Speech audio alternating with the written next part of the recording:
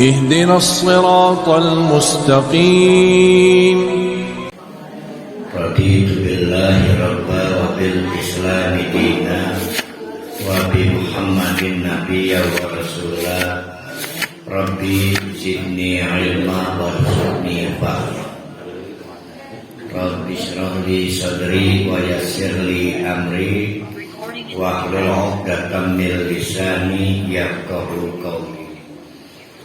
Kita hari ini mudah-mudahan diizinkan Allah membahas nama dan sifat Allah bagian terakhir dari kelompok nama dan sifat yang berkaitan dengan kesempurnaan Allah menurut keperluan kurikulum kita.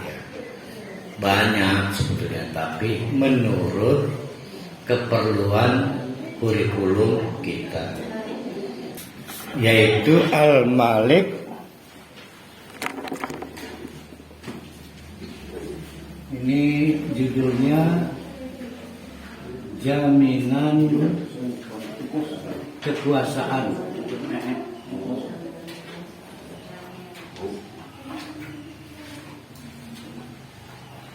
Dari nama Allah Al-Malik Kudus. Al-Malik, Al-Malik, tiga-tiganya nama Allah. Al-Maliku, Al-Malik.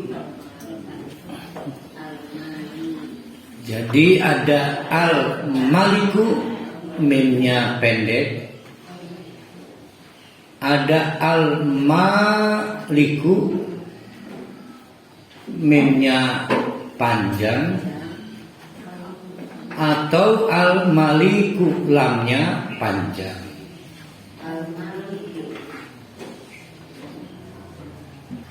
Kita kasih judul jaminan kekuasaan, karena kita harus dapat jaminan kita ini siapa penguasanya, kita dikuasai siapa.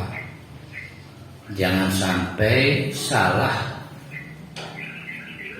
penguasa, ternyata penguasa kita penguasa palsu yang kekuasaannya tidak sebenarnya. Pada hal yang paling kecil, betapa mengerikannya ada istri dikuasai suami dengan kekuasaan palsu. Apa itu kekuasaan palsu? Menegur istri aja nggak berani. Jadi kekuasaannya palsu. Hati suaminya pengen negur, karena dari jam 8 pagi sampai 8 malam HP banyak kerabat. Tapi karena kekuasaannya palsu tidak punya keberanian. Nah, kita membutuhkan penguasa yang sebenarnya, yang di dalam istilah Al-Quran namanya Al-Haq. Itu di dalam surat apa itu? Fata'ala Allah Al-Malikul Haq. Surat apa itu ya? Toha. Surat Toha. Ini dari sini kita berangkat ya.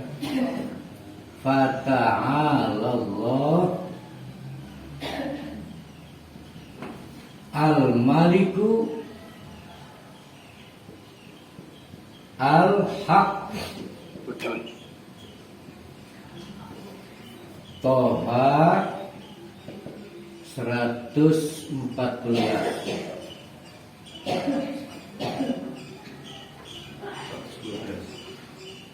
Penguasa sejati.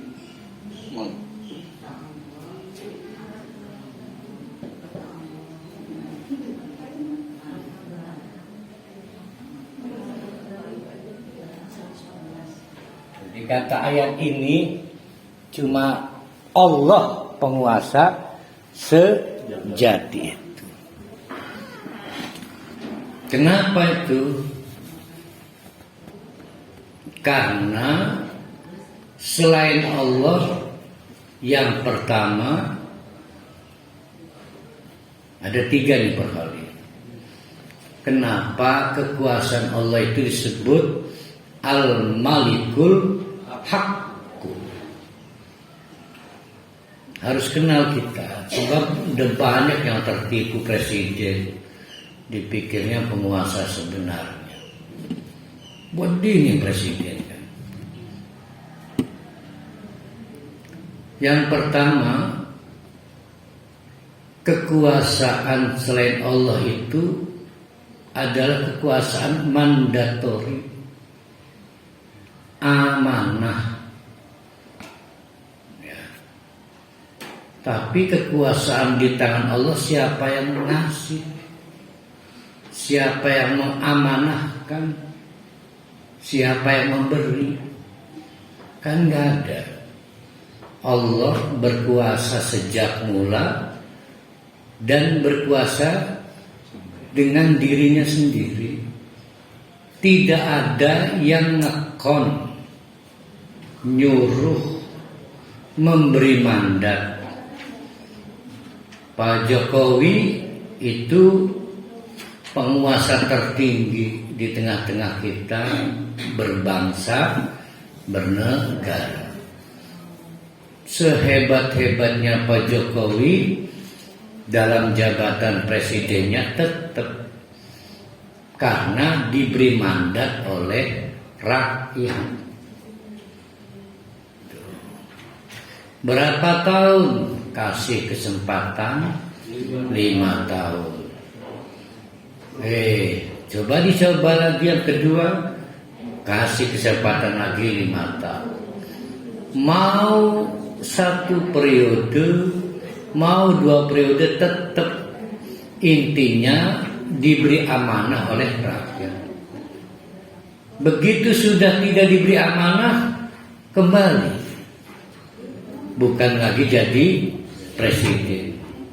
Tapi Allah tidak pernah berakhir, karena tidak ada yang ngasih. Jadi kekuasaan Allah itu bukan kekuasaan mandatori, bukan Allah bukan penerima mandat. Maka Pak Jokowi harus peka kepada siapa yang memberi mandat. Kalau pengen disebut presiden aspiratif, mau mendengar aspirasi yang memberi mandat, namanya rakyat. Tapi Allah kekuasaannya itu tidak harus aspiratif pada makhluknya. Sebab Allah Maha mendengar, bukan karena ingin kekuasaannya aman, bukan. Karena krunya ning parohali kepada saya, ibu-ibu, kalau berdoa masa gak didengerin? Kalau meminta masa gak didengerin? Kalau minta ampunan masa gak didengerin? Tidak ada kaitan dengan khawatir di demo atau tidak disebut Allah ini gak aspiratif, gak ada. Tapi Pak Jokowi 7 keliling pusing,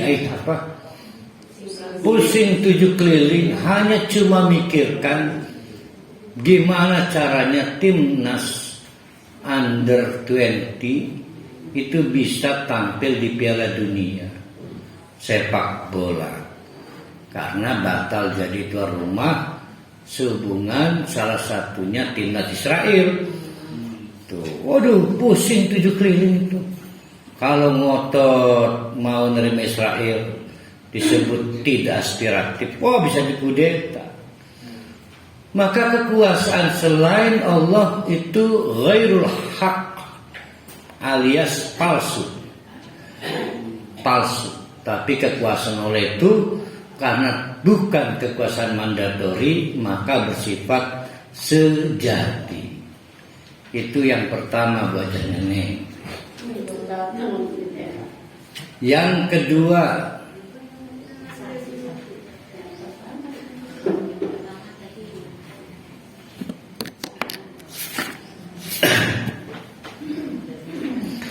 kekuasaan Allah tak berbatas waktu.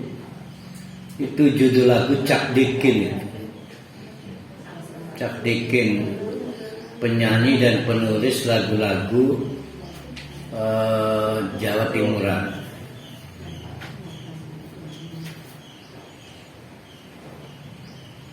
Kekuasaan Allah tak berbatas waktu, sedangkan kekuasaan selain Allah, maksudnya makhluk Allah, dibatasi oleh waktu.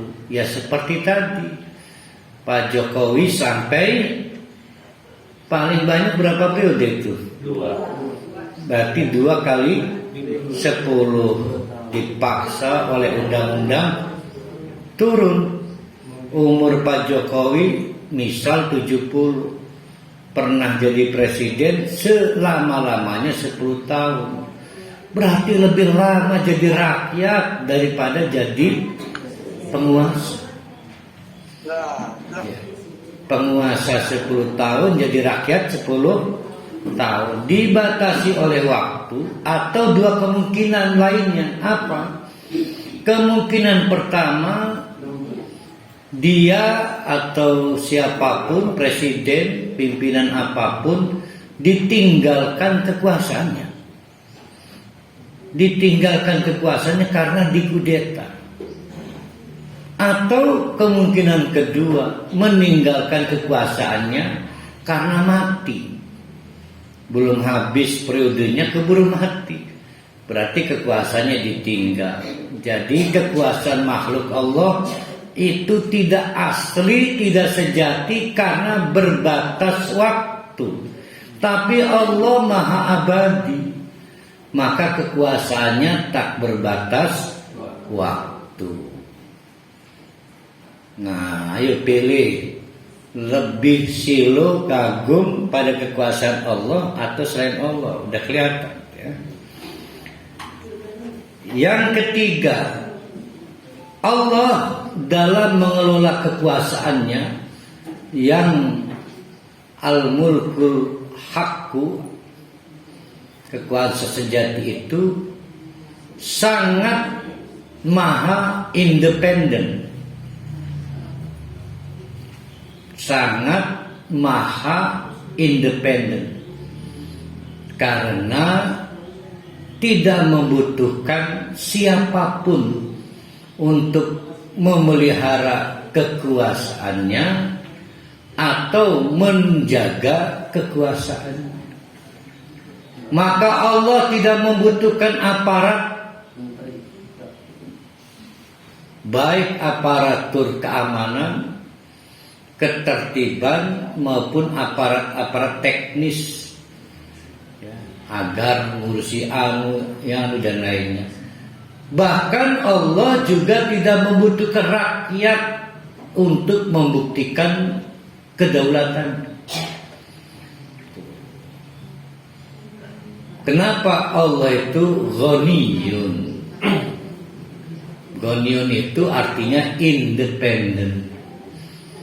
Kenapa independen? Kita sholat tidak kontributif ke Allah nggak dapat untung. Tapi kita nggak sholat juga Allah tidak dirugikan. Sementara bapak-bapak, ibu-ibu mogok kerja, Pak Jokowi 7 keliling pusing, terpengaruh. Bahkan misal ada gerakan 1 hari bertahan di rumah, goyang negaranya. 1 hari bertahan di rumah. Oh, itu Pak Jokowi pun 7 keliling itu pusingnya.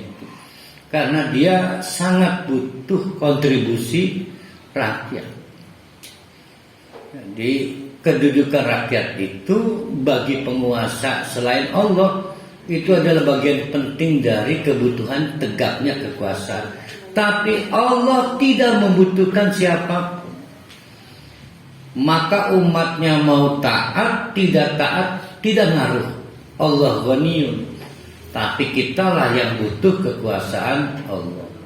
Itulah 3 alasan kenapa di dalam surat Toha ayat 100. Udah dicek bener? Takut pindah lagi. Fata'alallah, maka tidak akan terkejar. Terlalu tinggi, tidak bisa dibandingkan. Yang bernama Allah itu Al-Malikul Haqqu, penguasa yang sebenarnya. Maka sumber jaminan kekuasaan kita hanyalah dari Allah.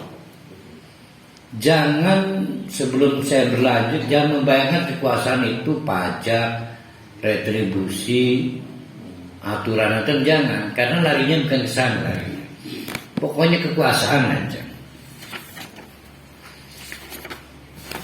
Nama Al-Malik itu kan sama ya.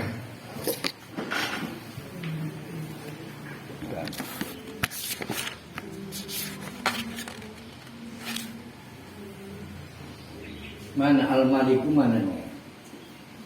Nah, ini ya. Ini dari masdar malakun.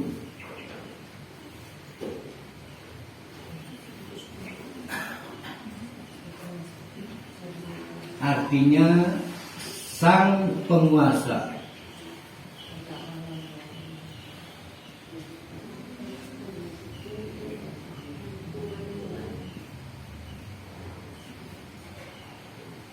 Ini dulu ya. Ya, sang raja lah, raja. Tahu raja itu apa? Foto studio. Ada Malibu, raja. Langganan saya Malibu masalahnya. Sedangkan ini berasal dari malikun. Kalau malik apa? Kedelai hitam untuk kecap bango. Sang pemilik. Sang pemilik. Jadi kalau malakun berkuasa karena otoritas, kewenangan. Sedangkan malikun berkuasa karena memiliki. Itu motor Parohali milik siapa itu? Parohali. Maka Parohali berkuasa ngebuang tuh, ngobong tuh, berkuasa penuh karena milik Parohali. Tidak semua orang berkuasa sekaligus pemilik. Tapi orang yang pemilik otomatis berkuasa pada barang. Nah, jadi kalau malikun, Allah malik. Malika. Malak.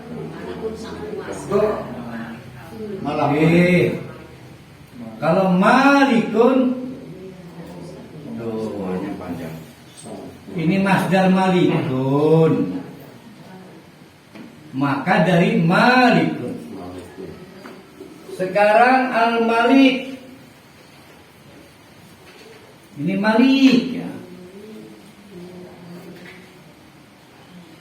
Malik bisa dari malikun, bisa dari malakun. Yang jadi masalah malikun itu sighat mubalaghah, berarti luar biasa. Saghirun artinya miliki baik. Fa'ilun dia nggak berhenti, terus bergerak miliki. Kabirun ngegedeni sehingga menjadi sangat besar. Qoribun maraki terus, dia nggak berhenti. Maraki itu apa kan? Allah itu perhatikan mendekat, semakin mendekat. Diartikan sangat dekat, padahal mah nggak berhenti. Kalau ada orang dibilang sagirun, hati-hati nyiliki kan. Ya karena fa'ilun. Kalau kabirun, fa'ilun membesar terus. Nah, malikun muasani terus. Maka disebut sighah mubalaghah. Maka menurut para ulama pada malikun sudah tercakup arti malikun dan juga malikun, sehingga ini lebih mencakup kepada kalau disebut malikun Allah sebagai pemilik, Allah sebagai penguasa. Mana yang paling populer? Malikun apa malikun?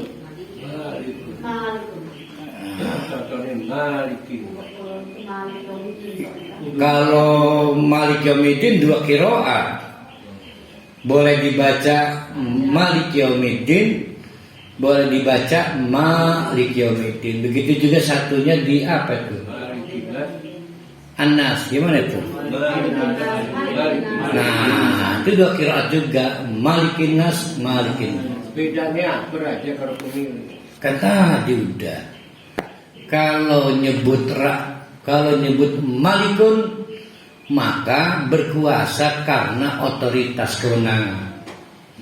Contoh, Pak Jokowi ngatur baik lemah negara, padahal bukan punya dia, hanya menjalankan aturan. Tapi kalau tuan tanah wajar, wong pemiliknya itu contoh. Suatu hari Nabi cerita. Jadi malam itu dari jam maghrib sampai menjelang fajar itu kurang lebih 8 jam. Kalau dibagi 3 berapa itu? 3 jam. Maka per sepertiga itu per 3 jam. 3 jam yang ketiga berarti disebut sepertiga akhir. Ya kan, sepertiga malam yang akhir sampai fajar. Ada waktu 3 jam Allah itu turun.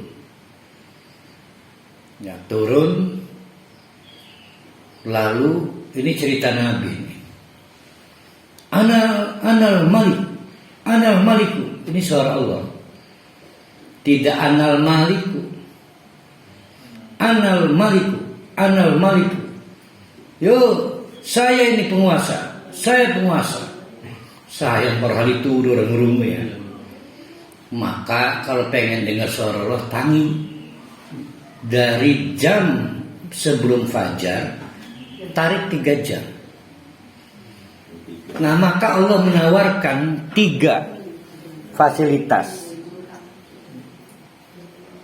Kata Allah nih ya, qala Allah Ta'ala Anal Malik. Itu kalimatnya itu tuh. Bukan Maliku, bukan. Anal Malik. Waktu itu pakai tanda seru ya Allahnya. Pakai aja lah. Anal Malik.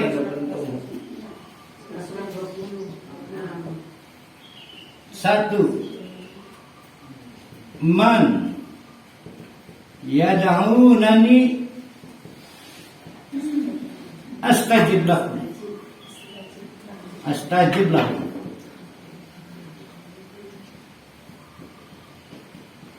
Kalau bangun, kalau dengar suara Allah. 2. Man yas'ulani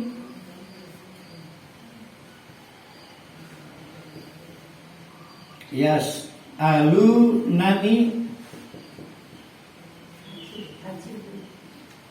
atau Ahu.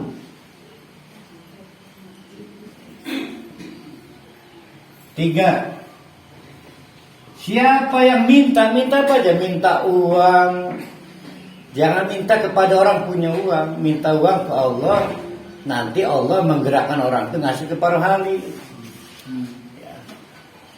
Man yastaghfirunani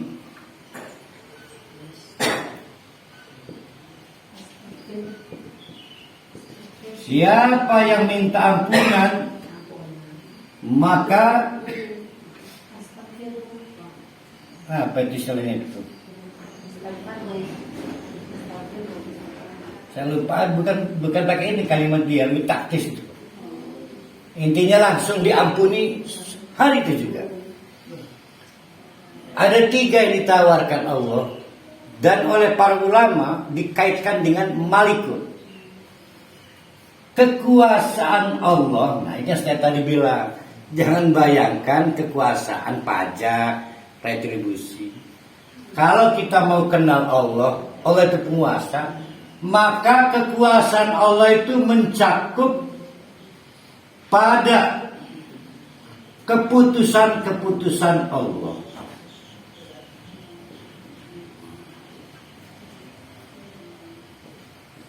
Keputusan berkaitan apa? 1, berkaitan mau tidak Allah mengijabah doa kita. Keputusan Allah berkaitan mau tidak memenuhi permintaan kita. Dan keputusan Allah berkaitan dengan ampunan.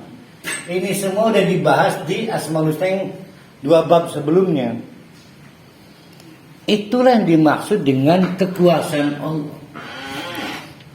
Jadi Allah itu sangat berkuasa. Saking berkuasanya Allah berkuasa penuh apakah mau mengijabah doa hambanya atau tidak. Berkuasa. Sekarang bayangkan oleh para khali, satu episode krunya ada seorang presiden misal, hatinya pengen memenjara seseorang, maka dikriminalisasi dengan berbagai upaya. Ternyata tidak gampang.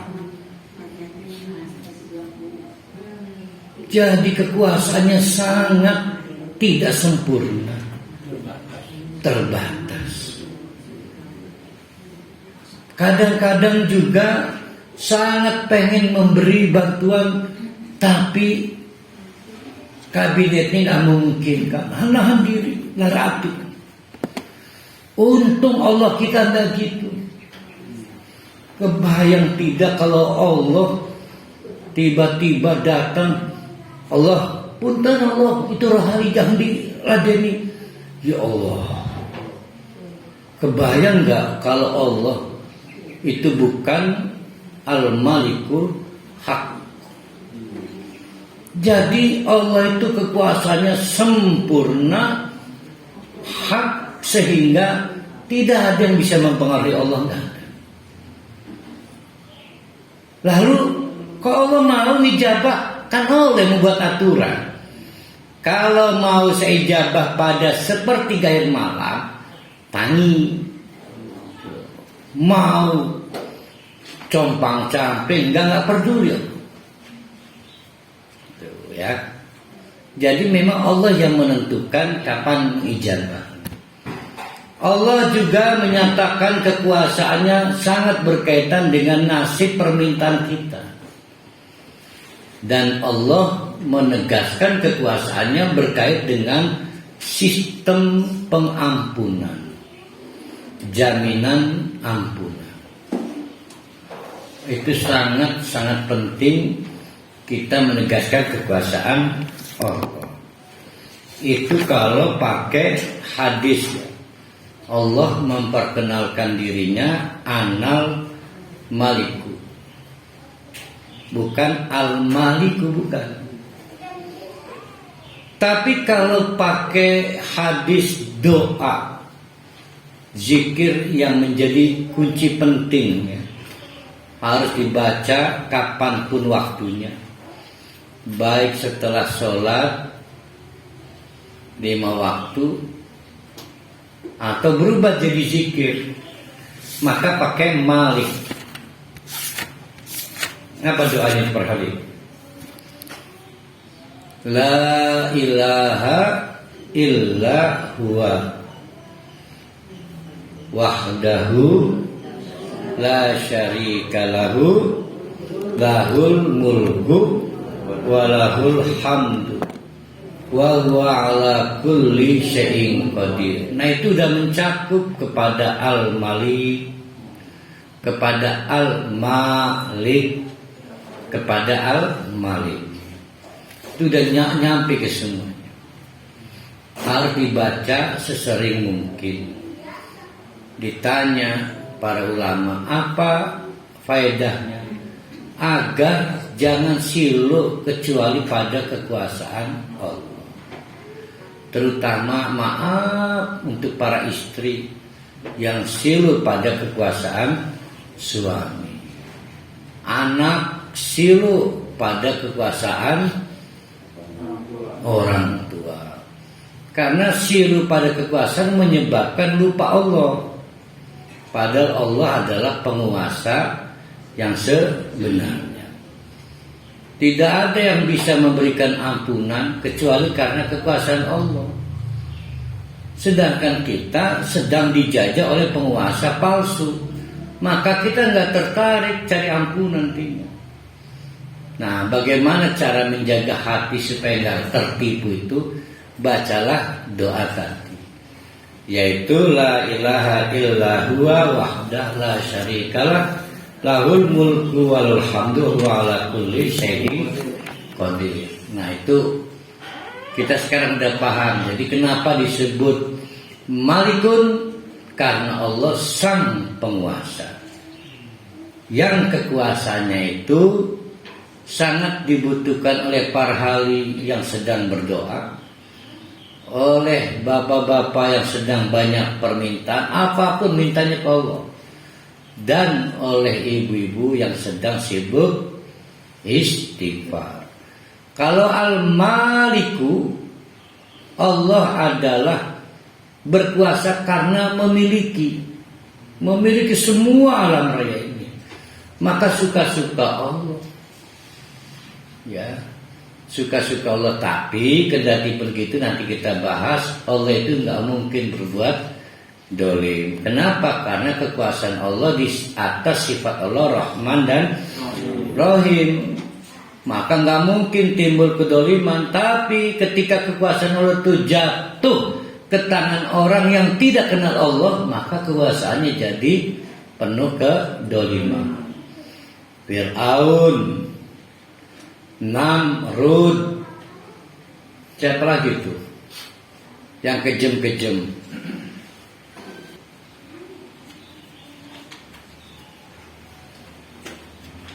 Surat apa ya yang ada Jannah dan Nahar itu di mana? Al-Qamar ada nggak?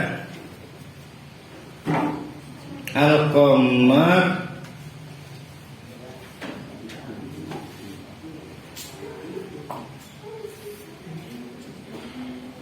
Innal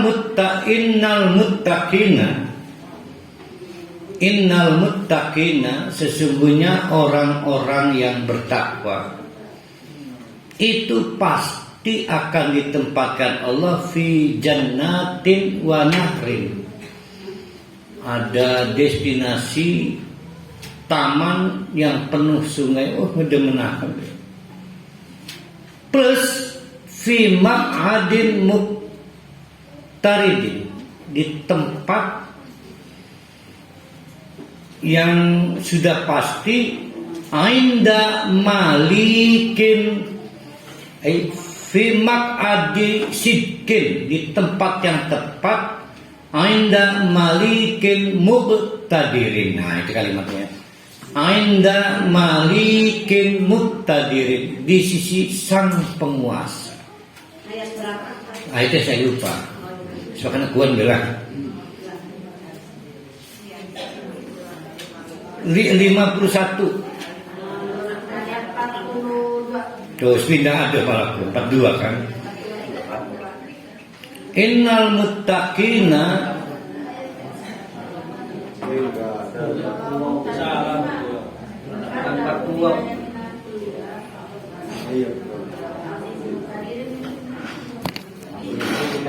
ya rasanya kuan deh. Kamu salah ya paling rado. 52. Innal muttaqina fi jannatin wa nahrin. 53, 54. Benar ini. Oh iya. Terus Lima kali tidak balik fi maqadin. Terus nah benar kan. Inda malikin muqtadir, di sisi sang penguasa. Apa itu? Baik berkuasa dengan perintah-perintah dan keputusan-keputusannya, maupun berkuasa atas seluruh kepemilikan di alam raya ini. Ya, itu malikun. Kurang populer ya. Lebih populer malikun. Kalau para ahli pasti populernya malikun ya. Malikun itu kaitan dengan pemilik.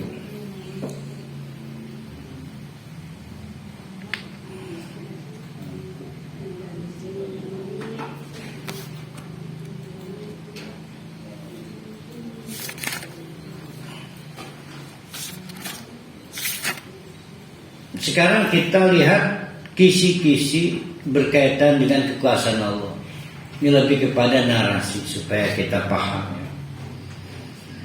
Yang pertama, ketahuilah oleh bapak-bapak ibu, kekuasaan Allah itu di atas sifat Allah yang Al-Ali, Maha mengetahui.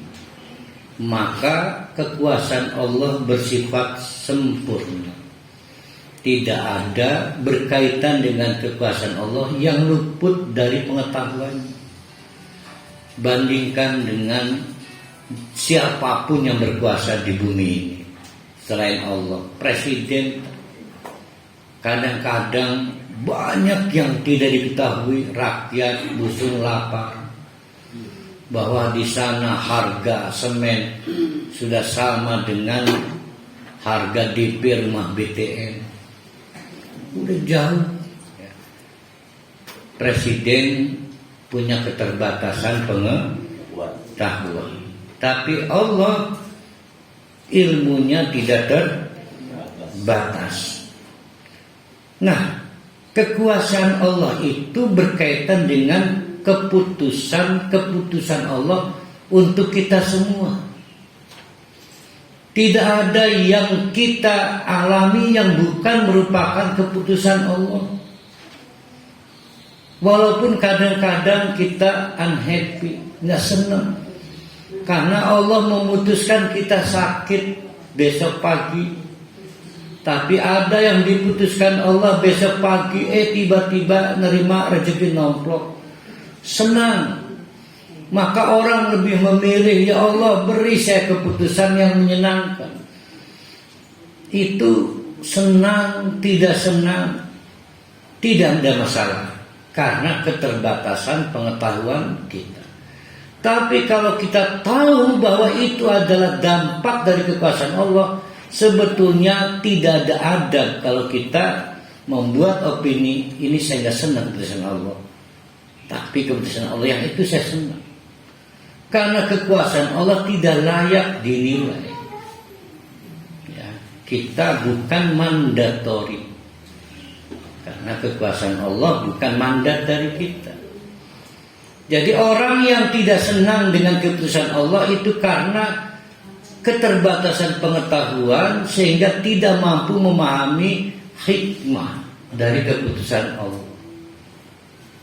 Jadi itu yang sering terjadi. Tidak ada yang terjadi di bumi ini yang bukan keputusan Allah. Daun sekalipun jatuh, itu adalah keputusan Allah. Nah, keputusan-keputusan Allah sampai kiamat nanti itu adalah bagian terpenting dari kekuasaan Allah. Itu harus dipahami dulu. Kekuasaan Allah itu dikelola di atas sifat Allah bernama Al-Alim, Maha mengetahui. Sedangkan kita pengetahuannya sangat tidak maha, terbatas. Maka acap kali tidak sinkron, tidak kompak. Allah memutuskan A, kita pengen B. Allah memutuskan B, kita pengen A. Kita harus menyesuaikan diri dengan kekuasaan Allah, ya, supaya sehat jiwa kita, mental kita, pikiran kita. Caranya bagaimana? Tawakal kepada Allah, husnudzon kepada Allah. Tidak pernah Allah memutuskan sesuatu tanpa dasar ilmu. Ya. Dibanding manusia beda lagi. Sudah berkuasa, pengetahuannya terbatas, salah baik. Ya. Bahkan pada taraf kecil, cekcok suami dengan istri. Istri pengen berangkat umroh, suami pengen rehab rumah, cekcok. Itu baru memplanning. Kenapa? Karena pengetahuannya terbatas. Suami berpikir rezeki belum tentu ada lagi. Kata istri, belum tentu kita berangkat umroh lagi. Cekcok. Itu semua serba terbatas pengetahuan. Maka mintalah yang terbaik dari pilihan Allah, namanya istikharah. Istikharah itu minta Allah berkuasa lagi ke kita. Jadi kalau orang istikharah tapi tidak menyerahkan diri sebagai yang mau dikuasai Allah, ya namanya istikharah palsu. Ya. Jadi kalau kita minta istikharah, diminta keputusan Allah. Berarti minta dikuasai Allah. Kenapa? Emang Allah pernah berkuasa? Kita ini badung. Ya, jadi kita ini tidak pernah mau menjadi hamba Allah. Nah, bingung tuh karena keterbatasan pengetahuan. Ustaz, kalau kaitan dengan iradah Allah, Ustaz. Nah, itu nanti ada yang kedua nih. Ada iradah nih. Yang kedua, kekuasaan Allah itu dibangun, dikelola oleh Allah di atas sifat Al-Mu'ti, ya, yang maha memberi. Maka berkaitan dengan kehendak Allah yang tidak dapat diganggu-gugat. Maka iradah Allah memungkinkan Allah memutuskan memberi atau menahan sesuatu. Nah, ketika para khali mendapat pemberian Allah, maka Allah sedang memamerkan kekuasaannya, membuktikan iradahnya. Iradah bukan aspirasi. Ingat, iradah. Jadi apa sih bedanya iradah dengan ijabah? Ijabah mengaspirasi. Para khali mendoa, ya Allah, berikan saya kesempatan besok hidup untuk bertobat padamu. Dijabah. Berikan saya kesempatan besok. Tapi para hari kan juga sering gak meminta tapi dikasih. Namanya iradah. Nah, itu kekuasaan Allah sangat penting dipahami, bahwa tidak semua yang diberikan Allah karena merespon, tapi Allah ingin membuktikan iradahnya. Namanya Al-Mu'ti, maha memberi, maka Al-Muqsid, maha menahan. Jangan cemberut, kok saya nggak dikasih, yang lain dikasih. Karena kekuasaan Allah bukan kekuasaan berdasarkan mandat. Dan kekuasaan Allah bukan kekuasaan cari dukungan. Dan kekuasaan Allah bukan cari untung. Iradah membuktikan iradahnya. Irodah itu apa ya? Maha berkehendak. Ya. Maha berkehendak. Iroda itu bisa disebut perencanaan, San. Makanya keputusan dulu apa rencana dulu, iroda dulu apa al-ghalib dulu. Yang jelas iroda itu tidak ada kaitan dengan kehendak, keinginan manusia. Nggak ada. Nah, Allah dalam merealisasikan sesuatu tidak membutuhkan tahapan Allah. Yang tahapan saya pakai perencanaan, masa Allah pakai studi analisa segala. Allah nggak pakai studi kelayakan Allah. Saya baca di buku manajemen itu bahwa iroda itu adalah sama dengan perencanaan. Gitu. Dan akhirnya iroda itu kok perencanaan. Saya tidak tega menyebut Allah perlu perencanaan. Karena yang merencanakan itu makhluk. Kenapa direncanakan? Karena keterbatasan pengetahuan. Dan kedua ada insting untuk trial and error. Kalau iroda berjalan berbalik ya, makhluk berbalik. Bukan, itu mahak mirip manusia sehingga tega. Laisa kamitslihi syai'. Kapan waktunya kita terima sesuatu dari Allah? Terimalah sebagai bentuk kekuasaan Allah. Ya. Baik yang kita terima itu menyenangkan atau tidak menyenangkan, jangan coba-coba Allah. Salah kali Allah, saya minta uang kok dikirim uang, jangan gitu. Ya, ada yang nolak dikasih anak, merasa tidak serius pada waktu bikin. Ya kan ada yang cuma disebutkan iseng-iseng. Karena ada. Kecelakaan pun boleh. Ya kan proses buat juga, nggak tanggung jawab, lalu diaborsi. Nah itu namanya. Yang tadi itu contohnya. Itu dikasih Allah, makanya jangan iseng. Iseng-iseng berhadiah. Dan ini lagi, San, in asantum bi anfusikum wa in asa apalah. Itu lebih ke akhlak itu. Akhlak ya. Akhlak kita kepada Allah sama dengan hafidillah, gimana tuh? Yahfadkum. Jagalah Allah, maka Allah akan menjaga kamu. Sama dengan ingatlah Allah akan ingat sama. Itu lebih ke akhlak. 3. Kekuasaan Allah dibangun di atas sifat al-ikram. Nah ini yang paling bikin fitnah. Kita rebutan musda, rebutan muscap, pilpres, pileg. Ya ini urusannya. Kekuasaan Allah berkaitan dengan sifat Allah al-ikram, memuliakan. Kita lihat ayatnya populer,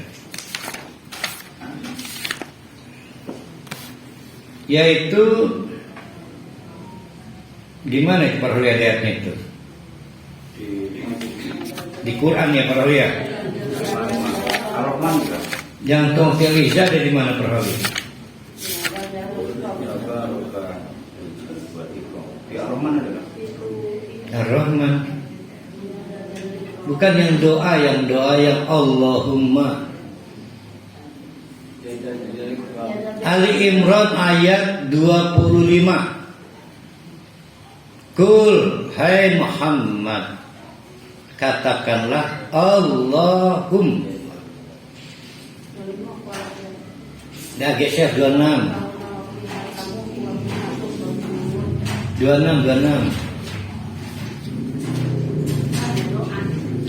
Ya kul ada kul. Nah, terus. Kul hai Muhammad, katakanlah Allahumma ya Allah, malikul mulk, penguasa sebenar-benarnya penguasa. Tutil mulka, engkau. Jadi Nabi disuruh doakan gini, jangan dirubah-rubah. tu'ti al-mulka, engkau yang memberi kekuasaan, man kepada siapapun, tasya'u yang sesuai dengan kehendak engkau, wa tunzi'u tapi engkau juga yang mencabut al-mulka kekuasaan, mimman dari siapapun, tasya'u yang sesuai dengan kehendak. Jadi kekuasaan itu adalah delegatif, ya, didelegasikan dari Allah kepada suka-suka Allah. Siapa yang sesuai dengan kehendak Allah. Di situ ada unsur, ada yang diberi kehormatan, ada yang tidak diberi kehormatan. Maka orang yang diberi kekuasaan adalah orang yang memang layak berkuasa.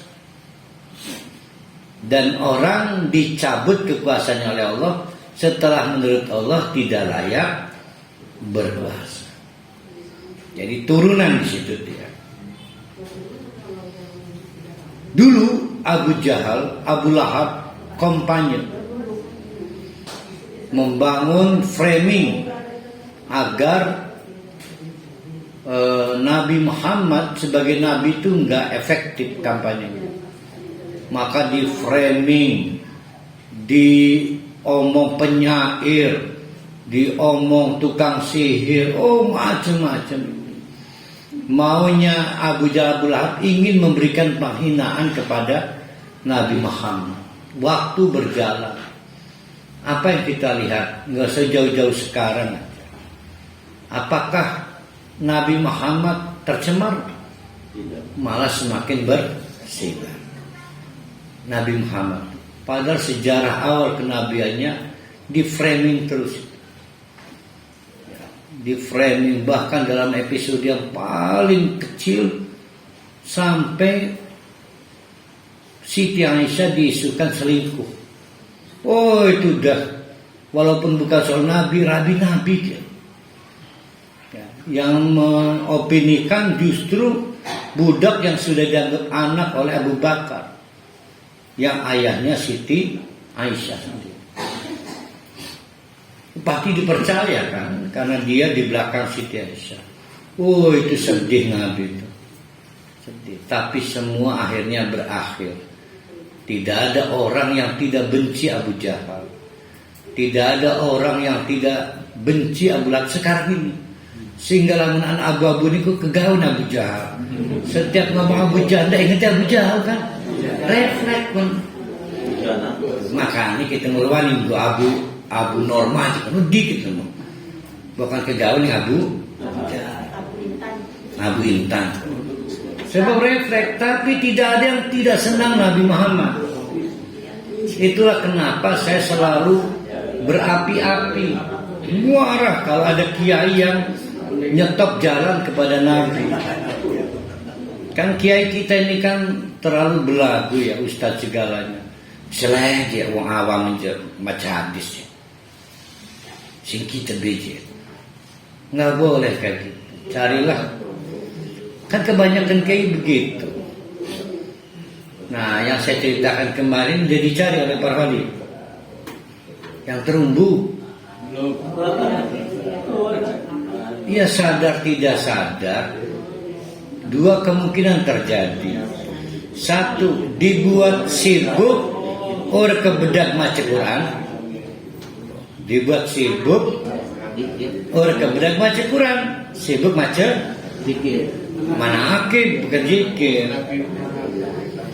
Atau kemungkinan kedua, dibikin tidak kagum pada Al-Quran karena digaya kagum nih.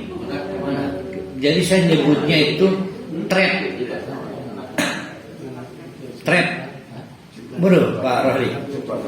Jebakan setan. Kenapa disebut jebakan?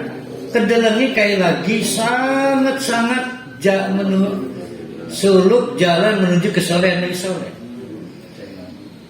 Tahu nggak manakib itu apa artinya?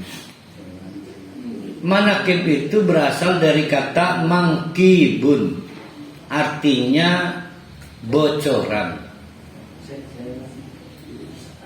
Apa bocoran itu? Gosip mah nggak benar, ini mah benar bocoran. Bocor halus apa? Bocor halus? Kentut. Jadi orang-orang soleh dulu seperti Syekh Abdul Qadir Jilani, ini orang soleh ya. Itu ciri khasnya lamun salat udah pengen ke dalam. Amal-amal utamanya nggak pengen ketahuan, ngumpet, nggak kayak orang sekarang. Pengen puluhan uang ya amal utamanya. Maka santri-santrinya penasaran. Banyak yang ngintip pengen meruh apa amalan utama guru gitu. Ada yang mencatat kalau wirid begini. Dia sendiri nggak wawancara. Maka Lur, saya dapat info nih penting nih, catat. Menjadi mankibun, bocoran-bocoran hasil curi. Rahasia saking pengen nirunya amalan utama orang-orang soleh dikumpulkan, dikompilasi menjadi manakib. Manakib itu berarti mangkibun. Apa artinya bocoran itu berarti itu? Sejarah. Hah? Sejarah. Sejarah mah ditulis di wawancara. Wong ini mah wawancara juga enggak kok. Jadi tidak berdasar ya. Berdasar saking pengennya berbagi. Nih amalan utama guru kita deh. Ya, kan tidak wawancara. Hanya Saking kagumnya ini mah. Ya ada dua fakta ya. Satu, orang tua dulu itu sangat tidak pengen pamer. Sulit ketahuan amalan utamanya. Beda dengan orang sekarang. Pasti bikin status alhamdulillah 10 juz.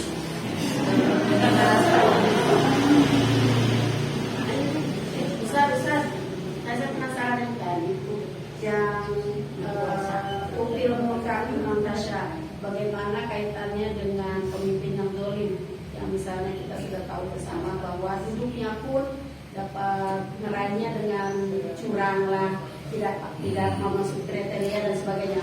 Apa itu Allah juga meridhoi dengan duduknya dia itu Imam Tasya, jadi hanya dari pemimpin kan? Itu mau udah dijawab di kapan itu? Boleh jadi Allah sedang menghukum dosa hak bangsa dengan dihadiahkan pemimpin yang dolim. jadi sin dosa. Berarti rakyatnya Rakyat banyak yang berdosa, maka kan Allah ini bisa mencabut, bisa memberi. Kenapa Allah tega ya ngasih pemimpin kayak misalnya yang sekarang? Misal, kalau kehendak Allah menjadi itu kan. ya Allah berkehendak ilmu buajah neneng tidak terbatas bahwa Allah lagi menghendaki menghukum rakyatnya. Itu kan pernah dibahas di entah berapa yang lalu itu Pak Wali. Lama sekali. Seperti anak ngebentak orang tuanya. Ketegaan Allah ya. Sama aja kan. Kita mau sini catatannya gini rasanya kan. Oh bolos, ngantar umroh pasti. Kalau nggak sanglap. Karena kemarin sibuk saya ngebantu sanat di PGRI SMK. Ustaz ada juga yang menyatakan seperti Pak Yuskil yang masalah bahwa raja yang dolim lebih baik dari yang baik. Oh itu mah pendapat Ibnu Qayyim. Jadi mekenen ke bengen. Ning Mesir terlalu banyak ulama hafidz Quran dibunuh oleh penguasa negeri itu. Iki lamun ngotot bae nyakintek ulama itu. Maka untuk kepentingan sangat lokal pada saat itu ulama menganggap wis diren-diren. Kelingdon. Lebih baik punya pemimpin yang dolim daripada bla bla bla bla. Nah ininya Indonesia bung, nah, bukan Mesir. Dan sekarang kita punya Pak Jokowi tidak sama dia presiden ini. Jadi tidak bisa dipakai. Dan itu bukan hadis fatwa itu. Saya sama kiainya Kiai Rohalis ya, sekarang kita pakai fatwanya. Sedih saya mah. Terus siapa yang menegur kalau Pak Jokowi hilang atau sedang dikerjai kabinetnya? Siapa? Jangan mempermalukan kayak gitu kan. Nah gimana pogo no viral no justik? No viral no justik. Tidak diviralkan tidak ada keadilan. Maka diviralkan. Lalu oleh beberapa pendapat golongan tertentu itu yang demo tidak sangat Islami. Saya berpikir yang menang baik tidak sangat Islami. Tapi wallahu a'lam bishawab. Yang saya pahami, alhamdulillah presiden kita Pak Jokowi. Kalau orang lain dia nggak ikut pilpres loh. Iya, artinya kita dipimpin presiden pilihan pilpres untuk Pak Jokowi. Coba kalau orang lain kan ilegal. Yang keempat, saya belum selesai Al-Iqram. Namun apa yang terjadi, usaha-usaha orang untuk mempermalukan orang itu tidak selalu sesuai. Karena apa? Kekuasaan untuk mengangkat derajat dan menjatuhkan derajat mutlak milik Allah. Mutlak milik Allah. Jangan pernah mengemis untuk dihormati dari orang. Dan jangan merasa bangga ketika dihormati orang. Memang ada yang memberikan honoris. Contoh, beberapa orang tua kita, Pak Syafi Ma'arif mendapatkan penghargaan dari apa itu yang hanya beberapa orang tertentu. Ya mungkin itu acara kemanusiaan. Tapi penghargaan yang kita harapkan adalah penghargaan dari kekuasaan Allah di atas sifat Allah, namanya Al-Iqram. Apa artinya? Boleh jadi ada yang baru jadi suami ternyata sedang dijatuhkan oleh Allah derajatnya. Padahal istrinya Allahu Akbar, pakai cadar, punya butik. Butik itu apa itu? Mungkin dulu punya suami udah cerai, nama suaminya Patik kali dia. Punya butik. Tapi ternyata setelah itu jatuh. Baru beberapa saat jadi suami. Karena pada waktu menikah, ini si lelaki sompral ini tergiur oleh kekayaan si calon istrinya. Dia berpikir kehormatannya naik dengan cara menikahi perempuan kaya raya.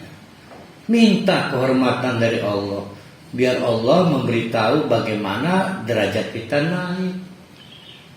Tuh, ya. Ternyata jatuh. Bahkan ada yang baru jadi kepala daerah, ketangkep KPK, jatuh. Ya. Jadi kekuasaan untuk timbulnya kehormatan dan tidak terhormat itu hanya dari Allah, dan itu mutlak. Yang keempat, ini yang paling penting ini, berkaitan terjemahan kekuasaan dari Allah, yaitu kekuasaan Allah dikelola di atas sifat Allah Al-Ghafir, Al-Ghafur, Al-Ghafur, pemberi ampunan. Untung saja yang memberi ganjaran itu Allah, bukan pansel manusia, bukan MUI. Untung saja yang memberi azab itu Allah, bukan MUI, bukan Muhammadiyah, bukan NU. Sebab selain Allah subjektif. Tapi faktanya Allah itu Maha Pemaaf. Maka Allah mendeklarasikan siapa yang mau memberi maaf itu the best. Siapa yang mau memberi maaf itu the best. Dari nomor 4 inilah kemudian, ini yang paling penting masalahnya. Dari kekuasaan nomor 4, kekuasaan berbasis ampunan, nama subjudulnya sebetulnya kekuasaan berbasis ampunan. Kalau di naskah saya ini, itu turunlah doa hasbiyallah wa ni'mal wakil, ni'mal maula wa ni'man nasir. Doa itu dari situ turunnya. Jadi prakteknya begini. Saya didolimi oleh para khalif. Ini para khalif nakal. Kalau nggak pegang Agus Setiawan pengacara, nggak ada kapoknya. Apa yang saya lakukan hadapi para khalif? Saya limpahkan berkas ke pengadilan melalui kantor polisi atau gimana? Bagi orang yang kurang kenal siapa Allah, maka pasti dia call Agus Setiawan. Pak Agus, siap. Pak Ustadz ya, bisa datang nama saya. Siap. Saya dari kantor yayasan Yasin Center kan di sana kan Bogor ya kan. Karena keluarga Yasin yang pengacara dia datang. Tolong limpahkan berkas saya untuk tergugat rohani. Siap. Tapi bagi orang yang kenal siapa Allah, pasti dia akan melimpahkan berkasnya kepada Allah dengan cara memberi maaf. Wah, nanti ngelunjak, berarti nggak percaya Allah. Oh, nanti kehormatannya jatuh, berarti dia masih salah paham. Dipikirnya terhormat kalau mengadukan para ahli, dan menjadi tidak terhormat kalau tidak mengadukan para ahli. Maka kata Allah, hasbiyallah wa ni'mal wakil. Limpahkan berkasnya kepada Allah. Maafkan. Baru tahu saya itu baru tahu setelah saya renungkan. Pada setiap peristiwa saya memberi maaf pada para ahli, sebetulnya saya pengen dimaafkan Allah. Jadi yang butuh saya bukan para ahli. Saya pengennya dianiaya lebih banyak lagi oleh orang, supaya lebih banyak saya memberi maaf, supaya lebih banyak lagi Allah memaafkan saya. Jadi kalau kita dianiaya, Allah lagi membuka jalan. Mau mana doa saya mau saya maafkan. Kalau kita yang beri maaf. Saya juga baru paham. Saya urut-urut. Oh, kenapa Allah itu menjanjikan kebaikan siapa yang memberi maaf? Karena dia jamin satu kali maaf kepada para ahli, selalu 2 dikasih Allah. 2 dosa dihapus. 2 kesalahan. Allah kan selalu begitu kan. Kita ngasih 1, Allah ngasih 2. Semua di ayat selalu begitu. Apa tuh? One by one get. Buy one get one. Istri saya paling hafal di toko kusuwe gegeraki tulisan itu. Ada sekarang banyak. Jadi yang tidak diniati dibeli karena tulisan itu. One get one itu. Oh, Akbar. Beli satu dapat 2. Kadang-kadang mengeluh soal kacamata di baca Quran, tulisannya cilik pun. Yes, kacamata mulai kurang nih. Iku mending marak-marak kok. Bukan hasbunallah ya Pak. Boleh sama. Hasbiyallah subhanallah, tapi cukup Allah, tidak perlu polisi, tidak perlu pengadilan. Maaf, ini bukan berarti gak percaya pengadilan loh, bukan loh. Oh, polisi juga nawarkan mediasi kok, permaafan kok. Tapi kalau kita memberi maaf dari kantor polisi nggak dapat fasilitas Allah. Oh, luar biasa kekuasaan Allah.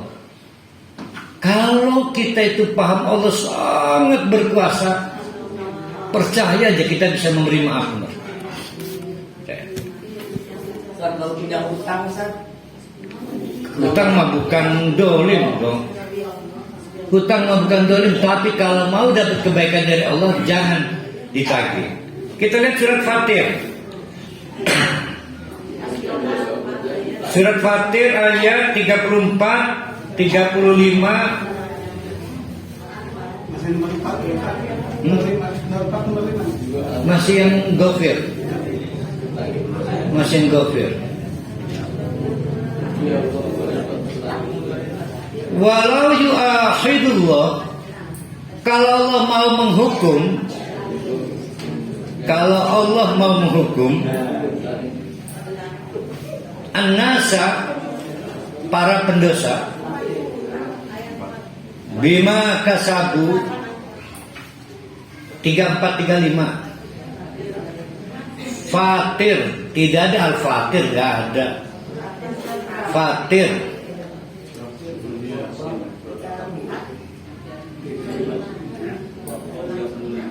Kalau surat Ghafir nama lainnya Mukmin, ini mah Fatir.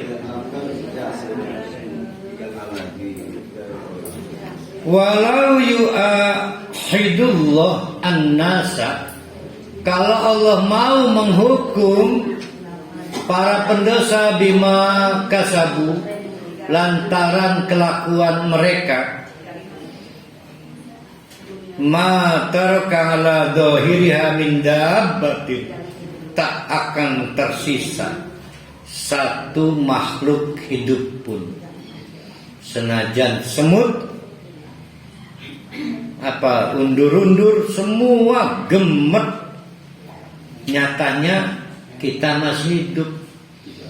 Kutu termasuk yang semut itu telurnya koro, semuanya masih hidup.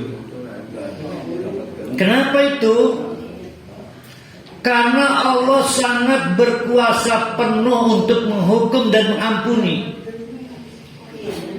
Jadi Allah itu berkuasa penuh untuk menghukum dan mengampuni. Surat berapa? Berarti Ayat berapa? kalau di Fatir nggak ada, berarti nggak di sini lagi berarti. Ya 34, 35 udah nggak ada.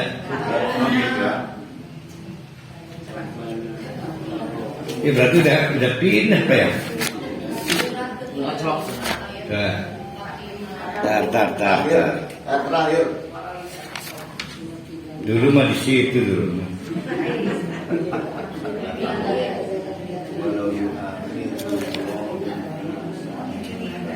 Tar.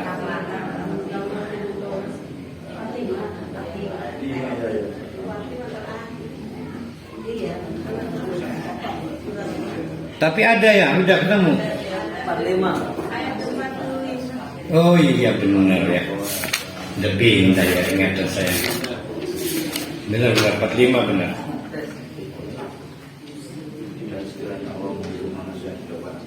Nyatanya alhamdulillah kita masih hidup ya. Itu membuktikan walakin Allah itu yuakhiruhum ila ajalin musamma, maka si manar ditunda azabnya parohali jama sampai waktu yang ditentukan Allah. Kita nyebutnya istidraj. Istidraj itu bukti kekuasaan Allah. Ya, jangan coba-coba punya pemikiran siapa dulu, orang lain udah diajak. Allah itu berkuasa penuh, berkuasa bebas ya. Jadi yang belum diazab, saya siapapun, bapak-bapak, ibu-ibu, hati-hati, kekuasaan Allah itu tetap tegak ya. Cuma soal waktu.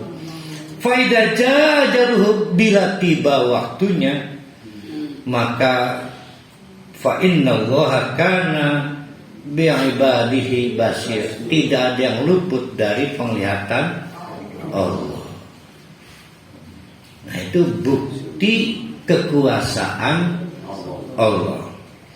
Nah oleh karena itu kembali pada tema tadi, Allah menawarkan dengan doa hasbi Allah atas bunallah itu adalah turunan memberi maaf.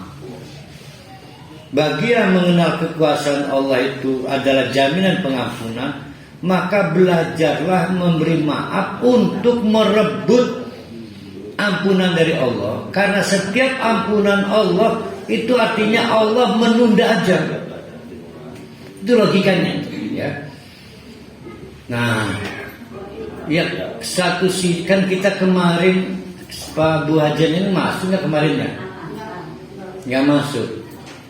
Ada 3 skenario para ahli dijadikan ahli surga, gitu kan? 1, ayo siapa yang ingat? Nggak gitu kalimat. Digerakkan oleh Allah, kan gitu kalimatnya.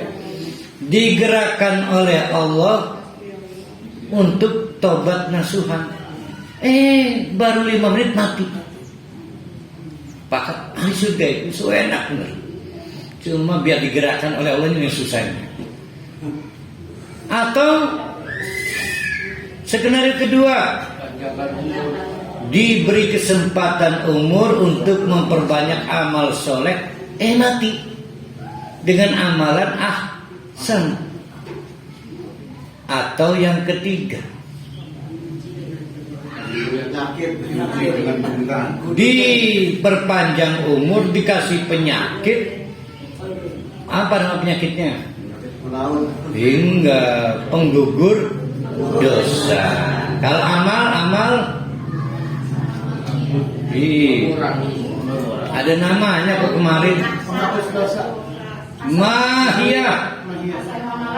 Amal mahiyah, amal penggugur dosa. Jadi pertanyaan tadi itu, kalau penyakit, itu berarti kalau paham siapa Allah, kita lagi digugurkan dosa. Jadi balasan Allah tidak akan salah. Ya, balasan Allah tidak akan salah. Kapan tuh waktunya, dan belum dibalas pun tidak salah. Tapi itu untuk yang soleh ya. Pada bahaya KPK. Kalau yang kamu dikasih penyakit, sama semua. Allah itu kan sayang ke semua hambanya. Sayang, ini kan kesempatan terbaik untuk orang mau mati. Allah mah sayang ke semua hambanya. Terakhir nomor 5,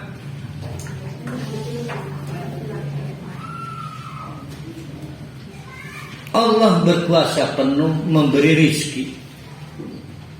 Ya, Allah berkuasa penuh memberi rizki, dan sumber rizki hanya dari Allah.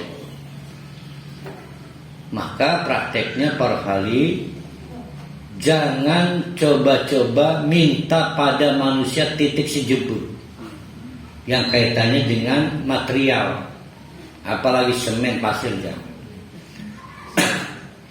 Nah, ini saya juga bingung ini. Sebegitunyakah akhlak kita, harus sebegitunyakah akhlak kita? Saya call misalnya baja neneng, udah lama saya gak makan dimsum. Ada setahun baja neneng itu kode itu. Nah, berarti kan saya minta ke baja neneng tuh. sabun baja neneng paham. Ya, itu kode itu. Yang jadi masalah ini akhlak. Yang benar adalah, ya Allah, gerakan hati siapapun hamba-Mu yang terbaik. Di otak saya sudah ada nama bajunya. Untuk jangan dirubah, minta dimsum. Jangan dirubah. Kenapa nggak langsung bilang haji nenek? Ya Allah, jangan menyempitkan kekuasaan Allah. Nah, berarti salah nggak saya minta Bu Neneng? Nggak salah. Tapi bagi orang yang paham siapa Allah, minta Allah. Karena kalau minta Bu Neneng akan menumpuk satu pengalaman pahit bahwa si mana rewel. Kalau Allah enggak. Ya, udah begitu, udah gondok bajunya tetap baik, seake-ake sekota dimsum. Dari Allah mungkin 10 kotak. begitu kan kita ngapain jamal, kenang cas. Nah, itu contoh. Tapi memang kita coba pakai alatnya ya. Jadi kalau minta uang jangan dirubah. Minta rezeki jangan minta uang.